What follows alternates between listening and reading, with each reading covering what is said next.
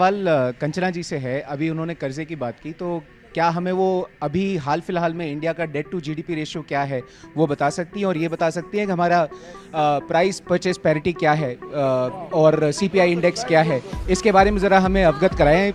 अर्थशास्त्र की बात चल रही है। दूसरा मेरा सवाल आलोक जी से है।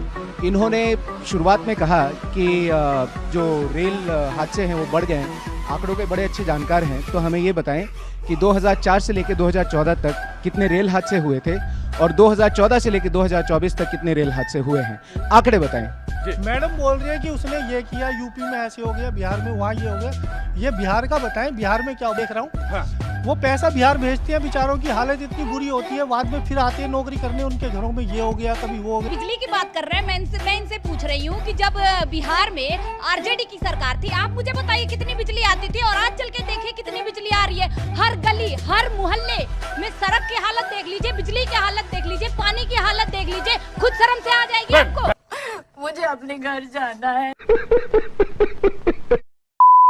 हेलो दोस्तों, नमस्कार। क्या हाल है आपके? कंचना यादव आती हैं, आपको पता ही है। सब अधिकतर तो जितने भी हैं चंडाल चौकड़ी सब बीजेपी पे ही डिबेट चल रही है इस टाइम। तो आती हैं कि यूपी में ये चल रहा है, वो चल रहा है, ये है और वो है, लेकिन ये नहीं पता जो ऑडियंस बैठी है वही कंचना यादव को धो देगी। तो ये वीडियो बड़ा इंटरेस्टिंग होने वाला है। आइए वीडियो की तरफ चलते हैं। चलिए शुरू करते हैं। हर कोई देश का चाहता है कि ये देश नंबर 1 पावर बने पूरे वर्ल्ड में। अच्छा, लेकिन कैसे बनेगा सर? 2047 हमारे मतलब आपको मत सिखा। बस चिल्ला देने से बनेगा? आप इनकम इक्वालिटी की बात क्यों नहीं करते हैं? ह्यूमन डेवलपमेंट इंडेक्स में हम कहां पर खड़े हुए उसकी बात क्यों नहीं करते? मैं 3-4 बस उदाहरण देना चाहती हूँ। एक उदाहरण, G20 का पूरे कंट्री को, देश को बुलाए, क्या हो हमारे देश में, वर्ल्ड के टॉप कंट्रीज को बुलाया हमारे देश में, और यहाँ पर देखो और ग्रीन कवर से झोपड़ियों को, झुग्गियों को छुपा दिए। ये क्या आप गरीबी को छुपाकर दुनिया में यह दिखाना चाहते हो कि हम कितना बड़े इकोनॉमिक पावर हैं? और दूसरा बात, अभी जो एक दिल्ली में एक कोचिंग सेंटर में बेसमेंट में जो 3 बच्चे में लैक ऑफ इंफ्रास्ट्रक्चर जो फैसिलिटी है, और उसको कैसे एनओसी दिया जाता है, पूरी तरीके से दिखाया कि दिल्ली में चलने वाली जितनी भी कोचिंग सेंटरें हैं कैसे चल रही हैं, वो तो एक दिखा, लेकिन सारे कोचिंग सेंटरों का यही हाल है। जब तक कुछ होगा नहीं, इनका ध्यान जाएगा नहीं।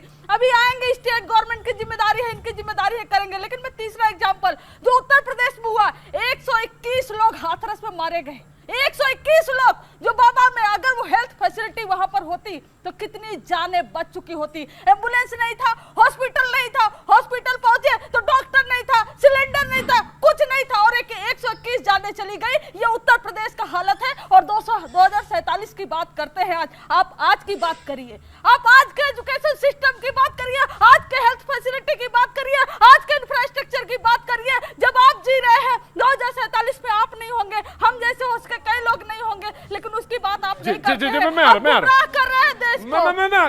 वाह दीदी, वाह दीदी। नहीं दीदी, वाह दीदी। सुकून का नाम सुना है? हाय हाय। चले एक काम कर, 200 रुपए दे और 50 रुपए काट ओवर एक्टिंग के वजह। मैं बिल्कुल ऑफकोर्स, मैं वाजपेयी जी का टर्न है, वाजपेयी जी का टर्न मैं दे दूंगा। मैं डिबेट, एक्चुअली में डिबेट नहीं है, मैं दे दूंगा। हाँ जी, क्या नाम है साहब? मेरा नाम मुकेश। पर ये सब्र भी रखना पड़ेगा कि मुझे आता है, मैं बोल सकता हूं, लेकिन मैं नहीं बोल रहा हूं। इन्होंने सब बोला, बाबा पे नहीं बोला। बाबा नहीं, कोई बात नहीं। ये your view, it's your view point, your view point. जी की बात करते राइट। झूठ बोलो, बार झूठ बोल। राइट। आपने बहुत अच्छा ह्यूमन इंडेक्स, मैं यही नहीं, अभी और सुनिए। कोई रहेगा? मेरा नाम मुकेश कुमार है। जी, आराम से जी। चर्चा है, बहुत संयत से चल रहा है, कोई बहस नहीं हो रही। जी, नाम? मेरा नाम मुकेश है, मैं लाजपत नगर दिल्ली से क्या काम करते हैं आप साहब मुकेश जी? मैं एक ऑयल फील्ड कंपनी में काम करता था, आउट ऑफ इंडिया भी मैं रह के आया हूँ, साइप्रस में भी रहा हूँ, बहुत देशों में भी रहा हूँ मैं। और मैंने वहाँ साइप्रस में देखा, इतना सुंदर देश है, गरीब आदमी भी जो है ना वहाँ झाड़ू लगाने वाला, वो अपनी उसके पास गाड़ी है, अपना बंगला है, अब उसके बच्चे अच्छे स्कूलों में पढ़ते हैं, और शाम को उसको आप पहचान नहीं सकते कि वो मैनेजर है या झाड़ू लगाने वाला है। जी बिल्कुल जी। मैडम बोल रही है कि उसने ये किया, यूपी में ऐसे हो गया, बिहार में वहाँ ये हो गया। ये बिहार का बताएं, बिहार में क्या? मैं रहता हूँ बिहारियों के साथ, मैं ऑयल फील्ड में जब काम करता हूँ ना, दुनिया भर के मजदूर मेरे साथ काम करते हैं, बिहार के होते हैं। आउट ऑफ इंडिया में भी नौकरी करते हैं वो लोग, वहाँ से पैसा बिहार भेजते हैं। आज से नहीं, मैं 47 साल मेरी एज हो गई, इतने सालों से मैं देख रहा हूँ। हाँ।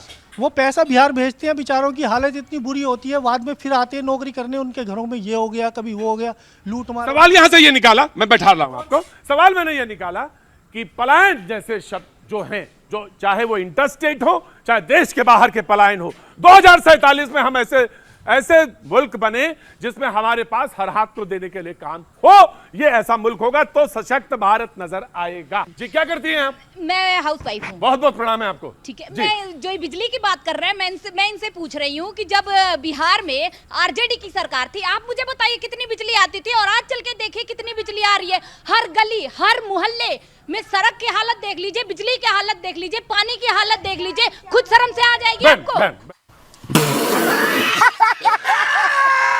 नहीं था बहन ये था कि जब कल आपका पोता होगा तो क्या वो भी यही रोएगा? सवाल ये था। इस मुल्क की उन्नति के लिए हम क्या आज की क्लास में जाएंगे या आज के क्लास में जाए बगैर मेरा काम चल जाएगा? अगर मेरा आज के क्लास में जाए बगैर काम चल जाएगा, हमें आपकी मीटिंग में अटेंड ही नहीं करनी, हमें आपके यहां जाना ही नहीं, तब तो ये बहस का ही मतलब बेकार हो। और उस हिसाब से तो मैं गोदी मीडिया हो गया फिर। हाँ जी, क्या जी, फिर से बोलिए। ये भगोड़े नहीं, ये भी नहीं, ये शब्द बिल्कुल खराब है, ना विपक्ष के लिए बोलना भी नहीं चाहिए। दोनों लोग का जवाब देना चाहती हूँ। एक ने बोला ये मोदी जी हैं जो देश को 5th इकोनॉमी बना दिए, और ये मोदी जी हैं जिन्होंने ब्रिटिश एरा से भी ज्यादा इनकम इनइक्वालिटी ला दी इस देश में। ये मोदी जी हैं कि हमारा बजट 48 लाख करोड़ का है, लेकिन 2024 और 25 के एंड तक, वित्तीय वर्ष के एंड तक हमारे ऊपर कर्ज 181 लाख करोड़ का हो जाएगा। हमारा जितना बजट है उससे 4 गुना ज्यादा हमारे ऊपर कर्ज हो जाएगा। ये मोदी जी हैं, ये मोदी जी हैं कि हमारे 48 लाख करोड़ के बजट में 11 लाख करोड़ रुपए सिर्फ और सिर्फ ब्याज में दिए जाएंगे, और वो मूलधन में नहीं, ब्याज में दिए जाएंगे। और ये मोदी जी हैं, इसलिए मोदी जी का गुणगान इतना मत करिए। और बिहार को जो बजट मिला उसको बता दो भाई, एक मिनट बोले, वो सारे के सारे प्रोजेक्ट पहले से आवंटित थे, पास थे, और पैसा ऐसा नहीं कि केंद्र सरकार देगी, केंद्र सरकार फैसिलिटेट करेगी स्टेट गवर्नमेंट को कि वो मनी बोरो कर सके, चाहे वो एशियन डेवलपमेंट बैंक हो, वर्ल्ड बैंक हो, IMF हो, चाहे जहां से वो मनी बोरो कर सके, और वो घाटे में जाएगा।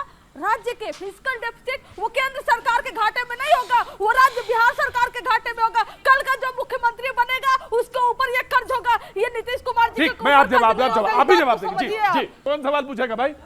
इतने सवाल, तब तो 2047 में निश्चित तौर से हम पहुंच रहे हैं बढ़िया तरीके से। सर, मेरा सवाल कंचना जी से है। अभी उन्होंने कर्जे की बात की, तो क्या हमें वो अभी हाल फिलहाल में इंडिया का डेट टू जीडीपी रेशियो क्या है वो बता सकती हैं, और ये बता सकती हैं कि हमारा प्राइस परचेज पैरिटी क्या है और CPI इंडेक्स क्या है, इसके बारे में ज़रा हमें अवगत कराएं।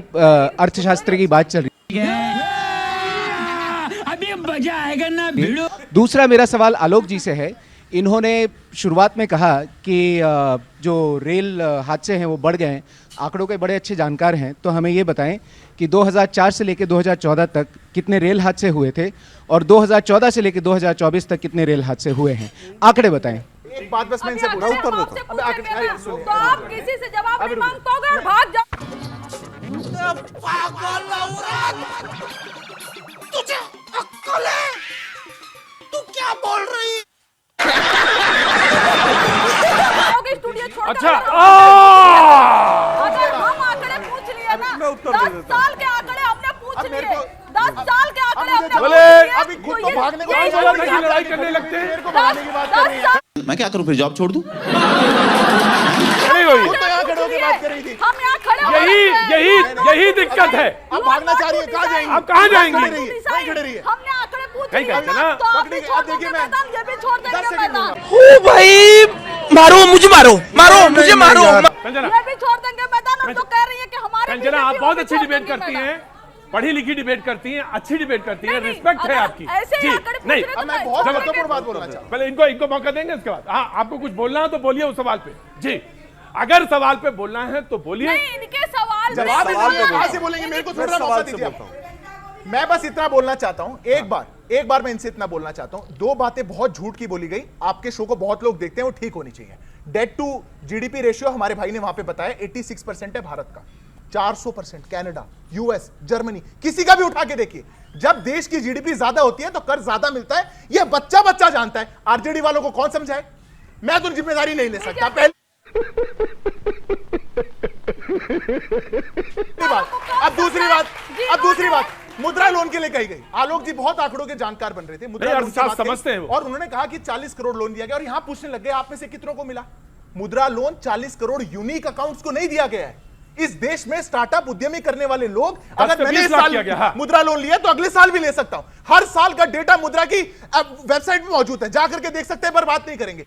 यही नहीं, अभी और सुनिए। पर आंकड़ों की बात करनी है तो इतना बता दीजिए, 3 आंकड़े पूछ रहा हूं। 25 करोड़ लोगों को गरीबी रेखा से बाहर निकाला, आपने कितनों को निकाला था? तो साला ये दुख का खत्म नहीं होता बे। 3 करोड़ घर हमने दिया, आपने कितनों को दिए थे? 2.86 करोड़ लोगों के घर में हमने बिजली पहुंचाई, आपने कितनों को पहुंचाई? चलो भाई देखो अब मैं क्या करता हूँ।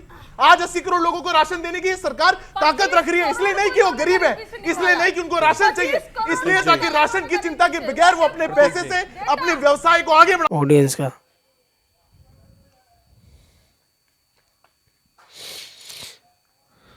कंचना यादव आती हैं और बीजेपी पे हमला करती हैं, बोलती हैं कि बीजेपी ने ये कर दिया, यूपी में ये चल रहा है, वो चल रहा है। लेकिन ऑडियंस जो बैठी हुई थी उन्होंने खुद आरजेडी कंचना यादव को धो दिया। उन्होंने पूछा कि आरजेडी ने क्या करा, आरजेडी की सरकार थी तो उन्होंने क्या करा।